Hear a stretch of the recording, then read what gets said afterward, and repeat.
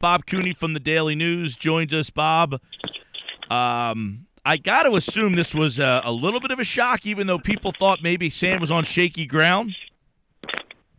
Yeah, I think it was a shock, Mike. I think you and I have talked before about when Colangelo was brought in, where did we think Hinkie was moving forward? And I think you and I, if I'm not mistaken, I know my stance was kind of, it wouldn't surprise me if he was maybe pushed to another position, but I thought that management would want to keep him on board. Ultimately, it looks like management did want to keep him on board and in another position, but that isn't what Sam Hinkie really wanted to do.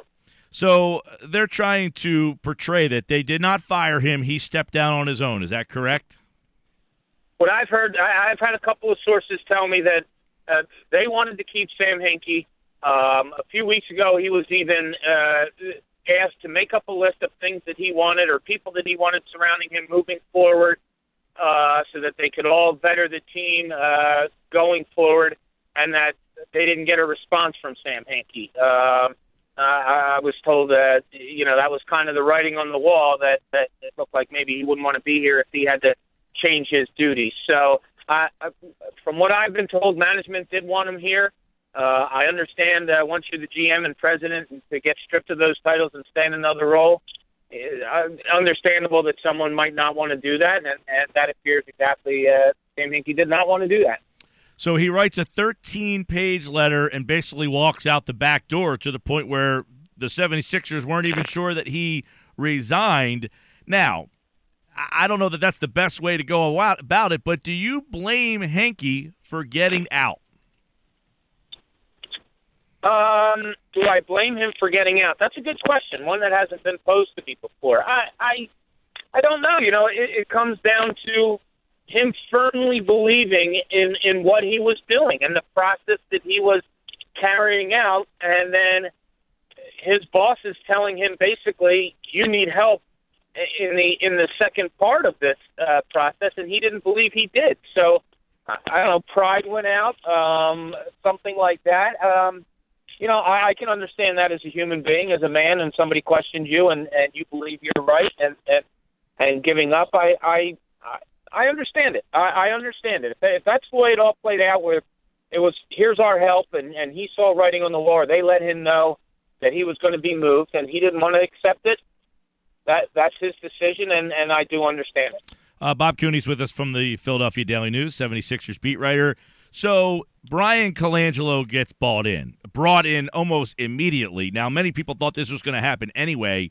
My question to you more so is Brian Colangelo the best candidate for this job? Does it make it look like, the kind of that this was all in the works anyway? But isn't this a desirable job for somebody like Hinkie did all the legwork, and now I'm going to hand it to my son? And that's where Sam Hinkie deserves all the credit. Whoever, and I had a source last night tell me that it could be as early as tomorrow, and now some people are reporting it could be Monday that Brian Colangelo comes in. But that's where Sam Hinkie deserves credit. Is look at how full this cupboard is that he's leaving for the next person in charge. Who wouldn't want to come into this job? And people say, "Oh, what's Brian Colangelo done?" And I hear that. I totally understand that. But Brian Colangelo, Rod Thorne, R.C. Buford, not many people have come into a situation like this with so many draft picks, with so many assets to use to build this team better. Now, that being said, nobody's ever come into a situation where a team won 49 games over 3 years either. So it's an enviable position. Whether he's the best candidate or not, I don't know. That's subject for debate. But he's a candidate now, and he's a GM now that well, not yet, but will be. That's in a very, very good position of being having a ton of assets at his disposal, and it's incumbent upon him and the rest of the staff to get this thing moving forward, in a quick way. Bob, do you feel that it's fair to judge their record? Was it fair to say this team won 47 games in his tenure? That's a failure, that this was a decision to move him out or help him out, that was just? No, I don't think so. Just as I'll say is I don't think it's fair to judge what kind of a coach Brett Brown is. Sam Hinkie came in here with an unprecedented purpose of stripping this thing down and getting to the lowest of lows in order to collect enough assets where he felt he could build this into a championship contender for years to come. And those are words directly out of his and Josh Harris's mouth. I sometimes question there has to be somewhere in between the 10, 18, 19 win seasons to the championship contention type of team that they're looking to get to. And sometimes I wonder, does Hinkie know that you can't go from these depths to the highest of mountains in a year or two? There's going to have to be a couple of years of struggling to get that 7th, 8th spot into the playoffs, and then you build from there even more, and you keep going, and keep going. The records over the last 3 years, the cumulative record, that's kind of a hard judge on him and on Brett Brown. Bob Cooney's with us. Bob, did Josh Harris bail then on Sam? I mean, did he basically turn his back on the guy that they went in on this together? Well, I think it was the case where when the NBA got involved, Harris had to, or felt he had to do something when he brought in Colangelo. And then once that was done, we all know Jerry Colangelo wasn't brought in here to listen to Sam Hinkie ideas and shake his head yes or no. I mean, Jerry Colangelo hasn't been second fiddle in 35, 40 years, so you knew he was coming in to run the show. I don't, it's just such an interesting dynamic because we've never been here before in sports. I mean, I'm 50 years old. I've been in this area all my life. I've never seen anything like this as a fan, professionally, never. And I'm not talking just in Philadelphia. I'm talking anywhere in sports. So, to try to make the comparisons of where they are and where they're going, it's uncharted waters, and it's very hard to see how this is all going to play out. Yeah, and you just said it, Bob. Jerry Colangelo doesn't do things with control. My opinion was he saw what Hinkie did, what he has going on, and wanted to be a part of it, and really could talk Harris into bumping him out because who wouldn't want to be a part of this? Yeah, I don't. I'm sure before Jerry Colangelo came aboard, there had to be some sort of agreement that he was going to have some pretty good power. I they brought him in here and he looked and he's like, wow, you know what? I can undermine him. No. I mean, he looked. I mean, he from afar before and.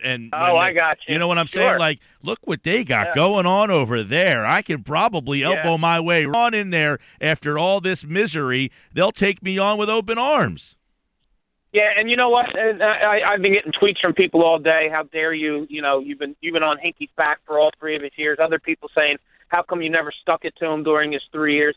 I've tried to remain, pretty down the middle. Like, I see what he was doing. There were some things I agreed with, other things that I didn't. But the one thing that would be an absolute shame, and I said it to you earlier, he did a hell of a job building assets. There's no question about it.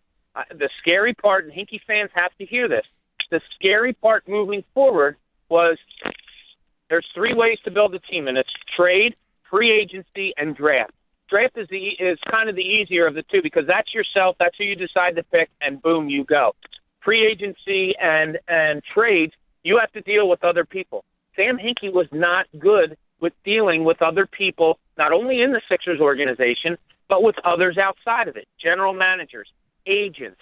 There just wasn't a good feel among other people doing business with Sam Hinkie.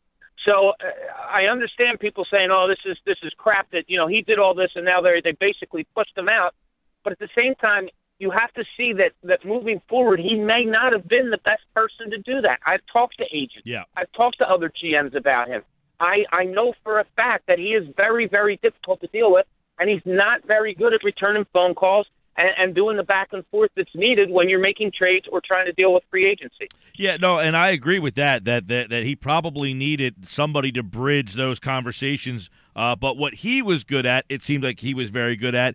Bob, a lot of people have said they wouldn't have trusted him with all the picks. Yeah, he got all the picks, but I didn't trust him to make them. Is that fair? Did he do a poor job in the draft? Well, I think circumstances lent to his choices more than him making bad picks. You go through it. The Nerlens Noel thing, everybody thought that was a good move the night that he did it. Bold move, his first draft. Fine, I had no problem with that. you kind of had to take Joel Embiid at number 3, because if you look at it, who else was there? There was nobody else there, Mike.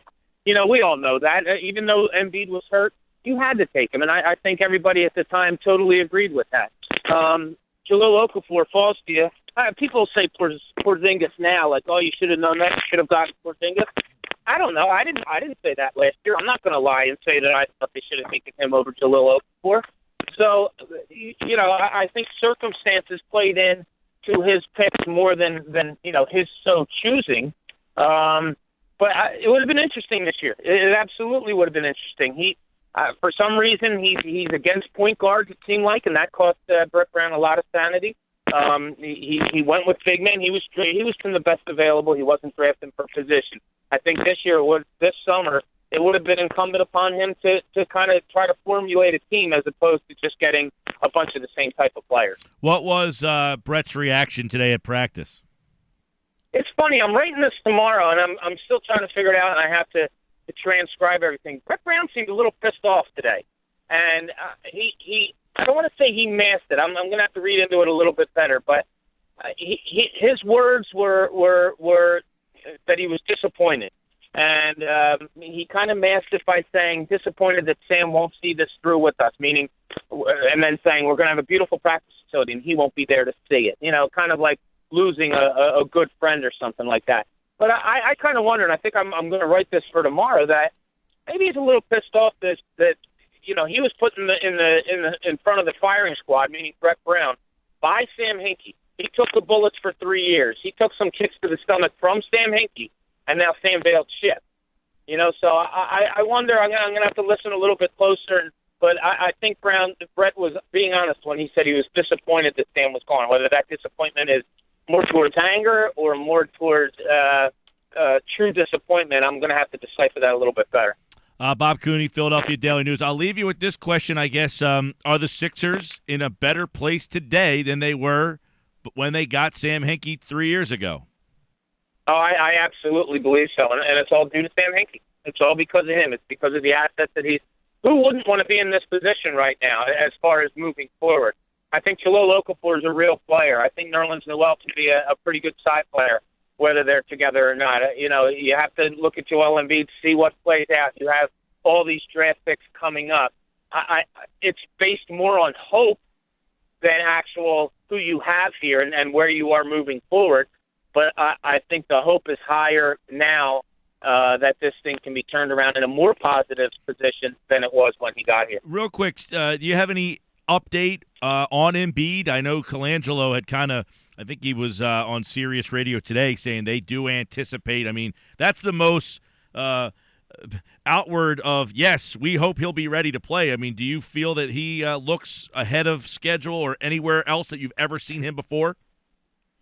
No, not really. It's so hard to say, Mike, because all we see is, like, what did they play home? Tuesday night? My days are running together. I think Tuesday they played, and he was out there shooting up before the game like he normally has, like he's been doing, for a few weeks now or whatever, and stuff that we've seen at practice. I don't see him jumping up and down and dunking. I don't see him, making reverse pivot moves against other 7-footers or anything like that. So I don't know.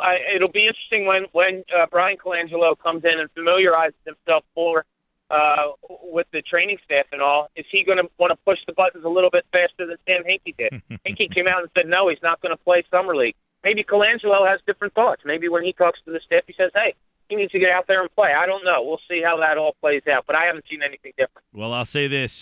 Twitter poll, 87% are not happy today with the 76ers allowing, I guess they didn't allow him to. He just walked out the door. I don't know if they could stop him or not, but fans are not. 87%. That's a monster number of people who are not happy with this decision. I'm telling you, Mike, it is such a weird dynamic. As much as I talk to people, and you and I have talked so many times, I try to explain it, and sometimes the words that come out of my mouth they might even contradict myself. It's such a strange dynamic with such strange principles involved. And the last thing I'll leave you with real quick was, and I don't know if you've heard this yet, but Sam Hinkie had a meeting with the whole ownership group yesterday in New York, yesterday afternoon. Met with them. They discussed things, went on for a long time.